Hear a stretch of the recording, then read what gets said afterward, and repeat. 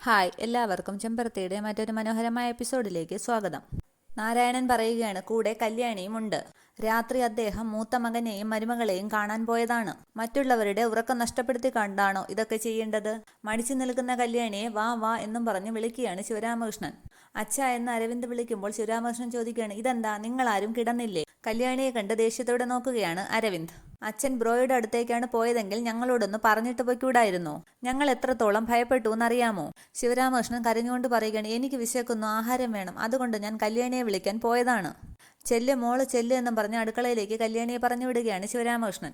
നാരായണൻ അരവിന്ദിനോട് പറയുകയാണ്, ഇദ്ദേഹത്തിന് ഇവിടെ ആഹാരം കൊടുക്കാൻ പോലും ആരും ഇല്ലെന്നല്ലേ ആ പറഞ്ഞതിന് അർത്ഥം? ഇളയ മരുമകൾ ആഹാരം കൊടുത്താലൊന്നും ഇദ്ദേഹത്തിന് തൃപ്തി വരില്ല. കൈ കഴുകി ഡൈനിങ് ടേബിൾ ഇരിക്കുകയാണ് ശിവരാമകൃഷ്ണൻ. നാരായണൻ പറയുകയാണ്, കൈപുണ്യമുള്ള മൂത്ത മരുമകൾ തന്നെ വേണം. അഖിലാണ്ടേശ്വരി ഇല്ലാതായതോടെ ഇവിടത്തെ കാര്യങ്ങൾ പോകുന്നത് മറ്റൊരു വഴിക്കാണ്. അടുത്ത തീരുമാനങ്ങൾ എടുക്കേണ്ടി വരും. ശിവരാമകൃഷ്ണൻ പറയുകയാണ്, മോളെ കല്യാണി വേഗം കൊണ്ടുവാ, വിശക്കുന്നു. ഭക്ഷണം കഴിക്കാൻ വെപ്രാളപ്പെട്ടിരിക്കുന്ന ശിവരാമകൃഷ്ണനെ നോക്കി സങ്കടപ്പെടുകയാണ് അരവിന്ദ്. കല്യാണി എത്രയും വേഗം ഭക്ഷണം ഉണ്ടാക്കുന്നുണ്ട്. കല്യാണി ഉണ്ടാക്കി കൊണ്ടുവന്ന ഭക്ഷണം ആർത്തിയോടെ കഴിക്കുകയാണ് ശിവരാമകൃഷ്ണൻ. കല്യാണി നല്ല രുചി എന്നൊക്കെ പറയുന്നുണ്ട്. കല്യാണി പറയുകയാണ്, പതുക്കെ കഴിച്ചാൽ മതി, ഞാൻ ചൂടോടെ ചുട്ടുകൊണ്ടുവരാം. ശിവരാമകൃഷ്ണൻ പറയുകയാണ്, രുചിയുള്ള ആഹാരം, വിശക്കുമ്പോൾ ഇതുപോലുള്ള ഭക്ഷണം വേണം കഴിക്കാൻ. അരവിന്ദിനെയും വിളിക്കുന്നുണ്ട്. അരവിന്ദ് വാ, നല്ലതാണ് ചൂട് ദോശയും ചട്നിയും. അപ്പോഴേക്കും ആനന്ദും അവിടെ എത്തുന്നുണ്ട്. അച്ഛൻ വെപ്രാളത്തോടെ ഭക്ഷണം കഴിക്കുന്നത് നോക്കി നിൽക്കുകയാണ് ആനന്ദ്.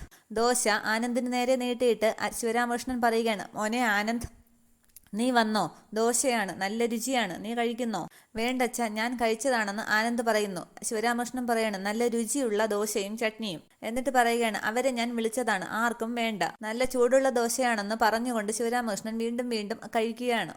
കല്യാണി വീണ്ടും ദോശ ഉണ്ടാക്കി കൊണ്ടുവന്ന് കൊടുക്കുന്നുണ്ട്. ശിവരാമകൃഷ്ണൻ വീണ്ടും കഴിക്കുകയാണ്. ശിവരാമകൃഷ്ണൻ പറയുന്നു, എനിക്ക് മതിയായി, തൃപ്തിയായി. വയറ് മാത്രം നിറഞ്ഞാൽ പോരല്ലോ, മനസ്സും നിറയണ്ടേ?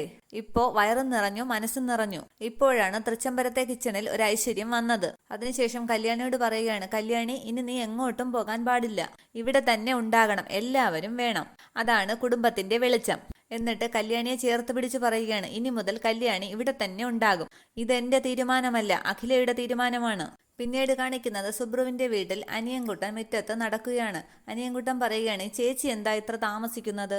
ഇനി വരില്ലേ? വരില്ലെങ്കിൽ അതെന്നോട് വിളിച്ചു പറയുമായിരുന്നല്ലോ. അന്നേരം ഭാസിയുടെ ഓട്ടോയിൽ കല്യാണി അവിടെ എത്തുകയാണ്. കല്യാണി ചോദിക്കുകയാണ്, കാത്തിരിഞ്ഞ് മുഷിഞ്ഞോ അനിയൻകുട്ട? ആഹാരം കഴിച്ചോ? ഇല്ല ചേച്ചി. വലിയ കുഞ്ഞ് എന്ന് ചോദിക്കുമ്പോൾ അനിയൻകുട്ടൻ പറയുകയാണ്, അകത്തുണ്ട്. അപ്പോഴേക്കും ആനന്ദ് പുറത്തേക്ക് ഇറങ്ങി വരികയാണ്. കല്യാണി പറയുകയാണ്, രണ്ടുപേരും വരൂ, ആഹാരം കഴിക്കാം. ആനന്ദ് പറയുകയാണ്, എനിക്ക് വേണ്ട, വിശപ്പ് തീരെയില്ല. നിനക്ക് ഇന്നൊരു രാത്രിയെങ്കിലും അവിടെ നിൽക്കാമായിരുന്നു. ഓ, നിന്നോട് നിൽക്കാൻ ആവശ്യപ്പെട്ടത് എന്റെ അച്ഛനാണല്ലോ. അദ്ദേഹം ഒരു മനോരോഗി കൂടിയാണ്. ഭ്രാന്തന്മാർ പറയുന്നത് എന്തിനു കേൾക്കണം അല്ലേ? സ്വന്തം അച്ഛന്റെ നിസ്സഹായ അവസ്ഥ കണ്ട് നോക്കി നിൽക്കേണ്ടി വന്ന ഗതികിട്ട ഒരു മകനാണ് ഞാൻ. സ്നേഹം മാത്രമാണ് ആ മനുഷ്യന്റെ ഉള്ളിൽ എല്ലാവരോടും. നിനക്കെന്നും ഒരു തണലായി നിന്ന, നിന്നെ അംഗീകരിച്ച മനുഷ്യൻ.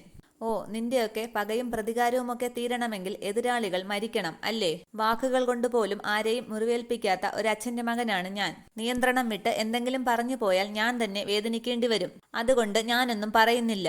നേരം വെളുക്കുമ്പോൾ നിന്നെ അവിടെ കണ്ടില്ലെങ്കിൽ എന്ന് പറഞ്ഞിട്ട് ആനന്ദ് അവിടെ നിന്നും പോവുകയാണ്. അനിയൻകുട്ടനും കല്യാണിയും നിന്ന് കരയുകയാണ്. അനിയൻകുട്ടൻ കല്യാണിയോട് ചോദിക്കുകയാണ്, എന്താ ചേച്ചി ഇതൊക്കെ? വലിയ കുഞ്ഞ് പറഞ്ഞത് ശരിയല്ലേ? ചേച്ചിക്ക് ഇന്ന് രാത്രിയെങ്കിലും അവിടെ നിന്നൂടായിരുന്നോ? വലിയ കുഞ്ഞ് പറഞ്ഞതുപോലെ ചേച്ചി അവിടെ കണ്ടില്ലെങ്കിൽ ശിവരാമ സാറിന് ദേഷ്യം കൂടത്തല്ലേ ഉള്ളൂ. എനിക്ക് സങ്കടമുണ്ട് ചേച്ചി, ചേച്ചി പലതും മറക്കുന്നു. കല്യാണി പറയുകയാണ്, ഒന്നും മറന്നിട്ടില്ല, മറക്കാൻ ശ്രമിക്കുകയാണ്. ആ, നീ വാ എന്നും പറഞ്ഞ് അകത്തേക്ക് പോവുകയാണ് കല്യാണി. അതിനുശേഷം കാണിക്കുന്നത് ഗുരുജിയുടെ ആശ്രമമാണ്. അവിടേക്ക് വിലാസിനി വരികയാണ്.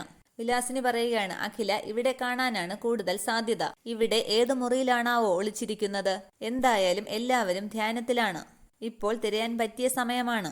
വിലാസിനി എല്ലായിടത്തും അഖിലയെ അന്വേഷിക്കുന്നുണ്ട്. അപ്പോഴേക്കും ഗുരുജിയുടെ ധ്യാനം കഴിയുകയാണ്. വിലാസിനി അവിടെ കണ്ട വേറൊരു സ്വാമിയോട് ചോദിക്കുകയാണ്, ആ സ്വാമി, ഇവിടെ VIP കളൊക്കെ താമസിക്കുന്ന മുറികളൊക്കെ ഏതാണ്? സ്വാമി പറയുകയാണ്, ഇവിടെ നിന്ന് നേരെ പോയി വലത്തോട്ട് തിരിഞ്ഞാൽ 4ാമത്തെ മുറി. അന്നേരം വിലാസിനിയെ ഗുരുജി കാണുകയാണ്. ഗുരുജി വിളിക്കുകയാണ്, വിലാസിനി. അയ്യോ ഗുരുജിയോ എന്നും പറഞ്ഞ് വിലാസിനി അടുത്തേക്ക് ചെന്ന് നമസ്കാരം പറയുകയാണ്. ഗുരുജി ചോദിക്കുകയാണ്, അല്ല, ഇതെപ്പോ വന്നു? വന്നിട്ട് എന്താണാവോ അവിടെ തന്നെ നിന്നത്? എന്നെ കാണാൻ വന്നതല്ലേ? അയ്യോ, ഗുരുജിയെ കാണാനല്ലാതെ പിന്നെ എന്തിനാണ് ഞാൻ ആശ്രമത്തിലേക്കൊക്കെ വരുന്നത്? ഗുരുജി പറയുകയാണ്, അല്ല, ചിലരൊക്കെ എന്നെ കാണാൻ ശ്രമിക്കാതെ ആശ്രമമൊക്കെ കണ്ട് മടങ്ങാറുണ്ട്. അയ്യോ, ഞാൻ ഗുരുജിയുടെ ഈ ആശ്രമവും പരിസരവും ഒക്കെ ആദ്യമായിട്ടാണ് കാണുന്നത്. അതുകൊണ്ട് ഇങ്ങനെ നോക്കി നിന്നുപോയി. എന്നിട്ട് പറയുകയാണ്, അല്ല, ഞാൻ ഈ വഴി പോയപ്പോൾ ഗുരുജിയെ കുറിച്ച് ഓർത്തു. ഗുരുജി ഒത്തിരി ദിവസമായല്ലോ അങ്ങോട്ടൊക്കെ വന്നിട്ട്. പിന്നെ അഖിലേച്ചി മരിച്ചിട്ട് പോലും ഗുരുജിയെ ആ ഭാഗത്തോട്ടൊന്നും കണ്ടില്ല. ഗുരുജി പറയുകയാണ്, ആത്മാവില്ലാത്ത ശരീരം ജീർണവസ്ത്രം പോലെ മലിനമാണ്. അത് കത്തിച്ചു കളയാനേ പറ്റൂ. കത്തിച്ചു കളയേണ്ട ശവത്തെ ഞാൻ എന്തിന് കാണാൻ വരുന്നു? വിലാസിനി പറയുകയാണ്, അയ്യോ, എന്റെ അഖിലേച്ചി പോയതോടെ എല്ലാം തകർന്നില്ലേ ഗുരുജി? എന്നിട്ട് ചുറ്റുമൊക്കെ നോക്കുകയാണ് വിലാസിനി. അഖിലേച്ചി ഇല്ലാത്ത വീട് ഒരു ശവപ്പറമ്പ് പോലെയാണ് ഗുരുജി. വല്ലാത്തൊരു മൂകത.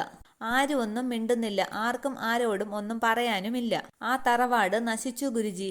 ശിവരാമേട്ടന്റെ അവസ്ഥ ഗുരുജി അറിഞ്ഞോ? ഇല്ല. ശിവരാമൻ എന്തുപറ്റി? എന്നിട്ട് വിലാസിനി ഉറക്കെ പറയുകയാണ്, ശിവരാമേട്ടന്റെ മനോനില തെറ്റി. ദേ ഇപ്പോ തനി ഭ്രാന്തന്മാരെ പോലെ തന്നെയാണ്. അത് കേട്ട് മറ്റ് ആശ്രമവാസികളൊക്കെ നോക്കുന്നുണ്ട്.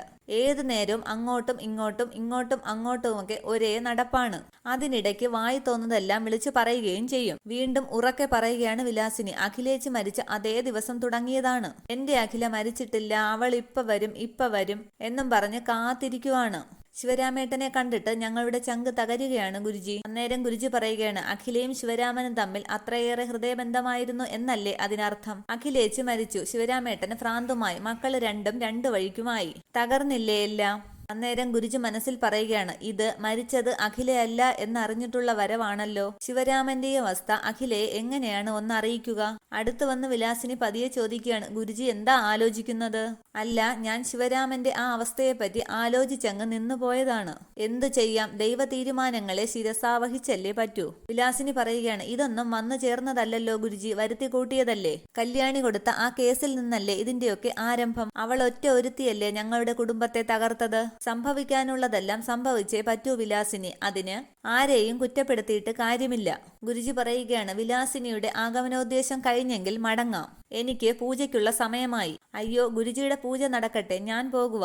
അതിനുശേഷം അവിടെ നിന്നും പോവുകയാണ് വിലാസിനി. പിന്നീട് കാണിക്കുന്നത് സുബ്രുവിന്റെ വീട്ടിൽ പത്രം വായിക്കുന്ന ആനന്ദിനെയാണ്. ആനന്ദിന് ചായ കൊണ്ട് കൊടുക്കുകയാണ് കല്യാണി. അന്നേരം കല്യാണി കല്യാണി എന്ന് വിളിച്ചുകൊണ്ട് ശിവരാമകൃഷ്ണൻ അവിടേക്ക് ഓടിക്കയറി വരികയാണ്. എന്നിട്ട് ചോദിക്കുകയാണ്, കല്യാണി, നീ എന്താ ചെയ്തത്? എന്നോടൊരു വാക്ക് പോലും പറയാതെ അവിടെ നിന്ന് ഇങ്ങോട്ട് പോന്നു അല്ലേ? അച്ഛാ, അത് എന്ന് ആനന്ദ് പറയുമ്പോൾ ദേഷ്യത്തോടെ ശിവരാമകൃഷ്ണൻ പറയുകയാണ്, നീ സംസാരിക്കണ്ട. നീ ഒറ്റ ഒരുത്തനാണ് കല്യാണിയെ അവിടെ നിങ്ങോട്ട് വിളിച്ചു കൊണ്ടുവന്നത്. രാവിലെ എനിക്ക് ഗ്രീൻ ടീ വേണ്ടേ? അതാര് തരും? അവിടെ അതിന് ആരുണ്ട്? അഖില അവിടെ ഇല്ല എന്നുള്ളത് നിങ്ങൾക്ക് രണ്ടുപേർക്കും അറിയാം. അപ്പോ എന്നോട് കാണിക്കുന്നത് ധിക്കാരമല്ലേ? അച്ഛനൊരു ഹാർട്ട് പേഷ്യന്റ് ആണ്. അച്ഛന് മരുന്ന് കഴിക്കാനുള്ളതാണ്. അച്ഛന് ഷുഗർ ഉള്ളതാണ്. കൃത്യസമയത്ത് ഭക്ഷണം കൊടുക്കേണ്ടതാണ്. ആ ഒരു വിചാരവുമില്ല, ആ ഒരു ഉത്തരവാദിത്വവും ഇല്ല. ഓ, അവൻ അവളെയും വിളിച്ചോണ്ട് പോന്നിരിക്കുന്നു. അരവിന്ദാണെങ്കിൽ നൂറുകൂട്ടം കാര്യങ്ങൾക്കായി ഓടി നടക്കുന്നു. നന്ദന അവളുടെ കാര്യങ്ങളുമായി പോകുന്നു. എടാ, മൂത്ത മകനാണെന്ന് പറഞ്ഞാൽ പോരാ, ആ സ്ഥാനത്തിന്റെ ഉത്തരവാദിത്വം കാണിക്കണം. ഇതുകൊണ്ടൊക്കെ തന്നെയാണ് അഖില നിന്നെ വഴക്കു പറയുന്നത്. ഒന്നും മിണ്ടാനാകാതെ നിൽക്കുകയാണ് ആനന്ദും കല്യാണിയും. ഇത്രയുമാണ് ഇന്നത്തെ എപ്പിസോഡ് വിശേഷങ്ങൾ. Okay, thank you.